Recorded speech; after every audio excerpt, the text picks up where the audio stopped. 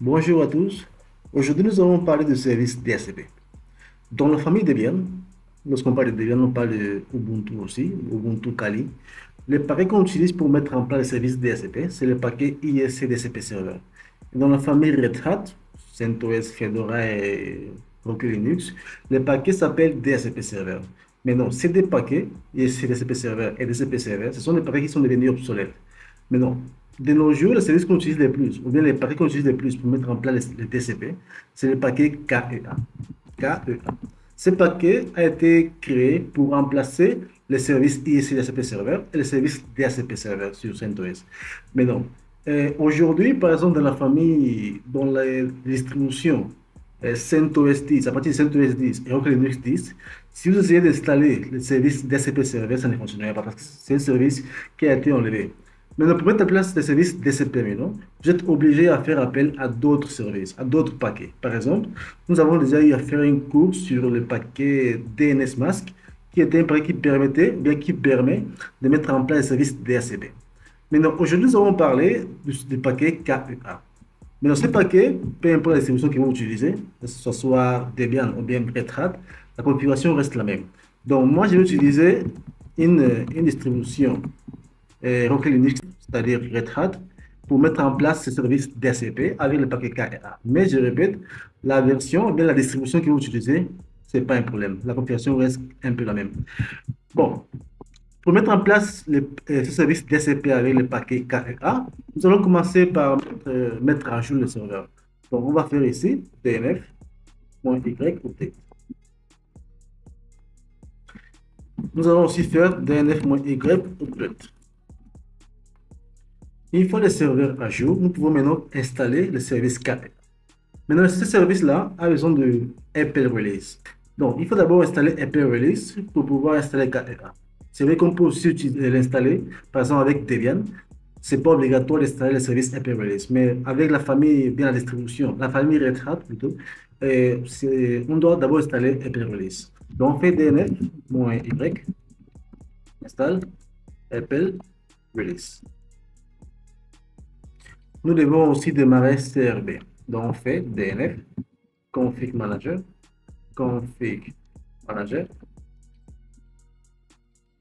set enable CRB.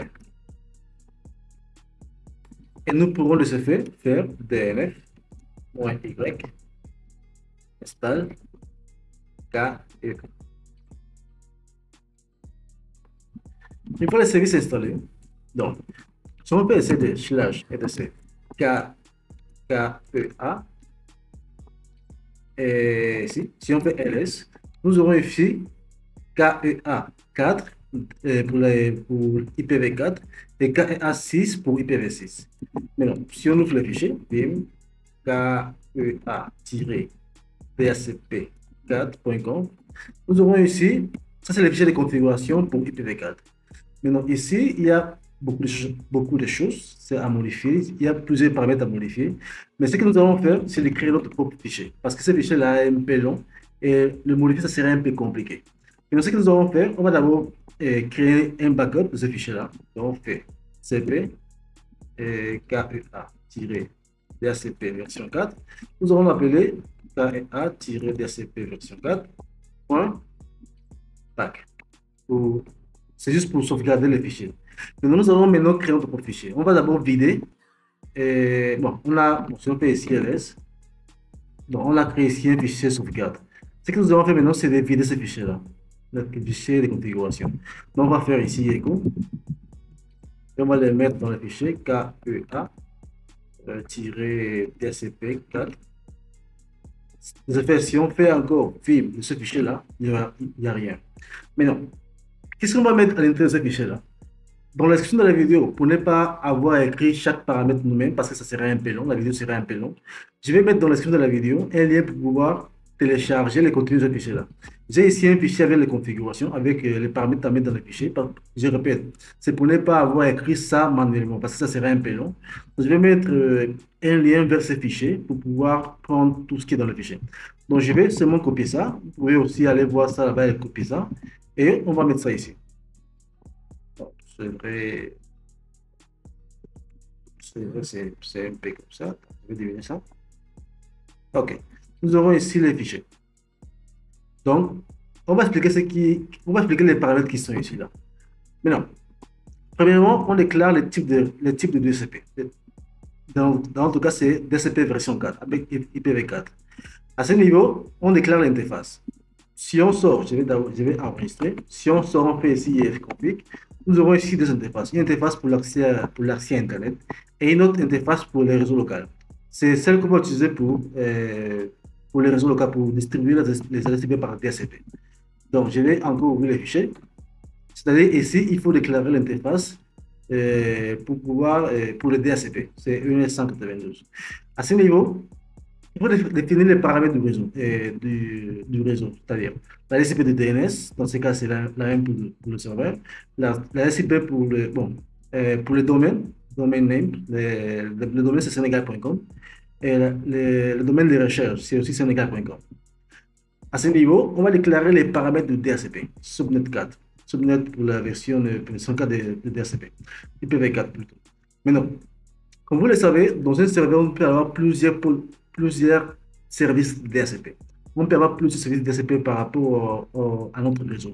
Maintenant, ici, il faut définir l'ensemble des services DHCP qu'on a dans notre serveur. Pour le moment, on aura un seul. C'est pour cela qu'on a ici ID1. Mais si on souhaite avoir un autre, on aura aussi ID2. Pour le moment, on aura un seul service DHCP. C'est pour cela qu'on a ici ID1. Maintenant, subnet, c'est lui qui déclare les réseaux. Notre réseau, c'est 172.16.0.0/24.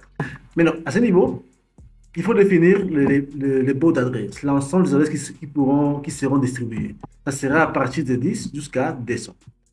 Option data, c'est lui qui va, bon, option data, c'est comme celui qui est là. Donc, ici, on va déclarer aussi la DCP de routeur. C'est notre paramètre qu'on pourrait mettre ici, mais ce n'est pas grave. Et on va aussi définir la DCP de routeur, c'est-à-dire la passerelle, le gateway. Maintenant, la partie logger, je vais descendre ici. La partie logger, c'est lui qui définit les fichiers log. Là où, au cas où on rencontre un problème avec les services qu'il y a pour le DHCP, les erreurs seront envoyées dans le fichier KEA DHCP4.log. Bon, c'est pareil, c'est juste pour définir les fichiers qui seront créés ou bien les fichiers là où on va enregistrer les messages qui seront envoyés dans le serveur par rapport au service DHCP. Donc, c'est tout. Ici, on peut ajouter d'autres paramètres, on peut ajouter plusieurs autres paramètres, mais pour le moment, ce sont les paramètres dont on aura besoin. Je répète, ici, on peut ajouter d'autres paramètres, mais on va y revenir après. Donc, ce sont les paramètres de base qu'on peut mettre en place pour commencer à utiliser notre service DHCP avec les paquets KEA. Donc, une fois que c'est fait, si vous avez fini avec, nous allons enregistrer les fichiers. Et tout ce qui est fait, c'est de redémarrer le service. Donc, on fait système, ctl, enable premièrement, KEA. KEA-DHCP, DHCP4. Et on va démarrer le service avec Start. Si on fait ici un status, vous pouvez remarquer que le service a été déjà démarré. Bon, étant donné qu'on travaille avec une distribution Red Hat, c'est-à-dire une distribution appartenant à la famille Red Hat, c'est-à-dire CentOS, Rocky et tout ça, là, il faut aussi gérer les parfaits. Il faut gérer les firewalls, sinon on ne pourra pas utiliser le service TCP. Donc on fait firewall. Ça, c'est pas obligatoire de le faire avec Debian, parce que là-bas, il n'y a pas ces problèmes-là. Mais non, par contre, avec les distributions CentOS, Rocky et Fedora, il faut toujours gérer lorsqu'on configure un service, il faut l'autoriser dans les firewalls. cmd add service DHCP. Zone égale public. Permanent. Maintenant, nous allons maintenant redémarrer les firewalls avec un reload. Et c'est bon. Donc, nous allons maintenant prendre un client. Bon, ici, le serveur Rocky. On va prendre ici un client pour tester le service DHCP. Maintenant, le serveur, il se trouve sur la carte VMnet 1. Dans le client aussi, il faut aussi le mettre sur la carte VMnet 1. Voilà, VMnet 1. Donc, nous allons faire ici cmd ipconfig. Et nous pourrons voir que le client a reçu ici .10. Comment on fait pour que le client puisse recevoir la DHCP automatiquement? On fait ici ncpa.cpl propriété, IPv4. Il faut mettre ici, obtenir une adresse IP automatiquement. Et aussi pour le DNS aussi. Donc, ce qui fait que le client va recevoir ici une adresse IP automatiquement. On peut libérer ici pour voir que si le service DHCP fonctionne. On fait ici un release. Et s'il n'y a plus, d'adresse IP, après on fait ici renew. Et le client a encore connecté le service DHCP pour demander une adresse IP. Ce qui veut dire que le service DHCP fonctionne correctement. Bon, ça c'est le service KEA, un service qui a été créé plutôt pour mettre en place, bon, pour remplacer les services traditionnels tels que ISC DCP Server et les services DCP Server sur CentOS qui sont aujourd'hui devenus obsolètes. Ces services-là, vous pouvez utiliser dans n'importe quel serveur, que ce soit Debian, Ubuntu, Kali, CentOS, Rocky, Fedora, Alma, ça dépend de vous, ça dépend de vous. Vous pouvez utiliser dans n'importe quel serveur. Mais si vous souhaitez, avec les anciennes versions, par exemple Debian 12, Debian 11, Debian 10, CentOS 7, 8, Rocky Linux 9, 8, vous pouvez continuer à utiliser les services traditionnels tels que ISDCP Server ou même DHCP Server, ça dépend de vous.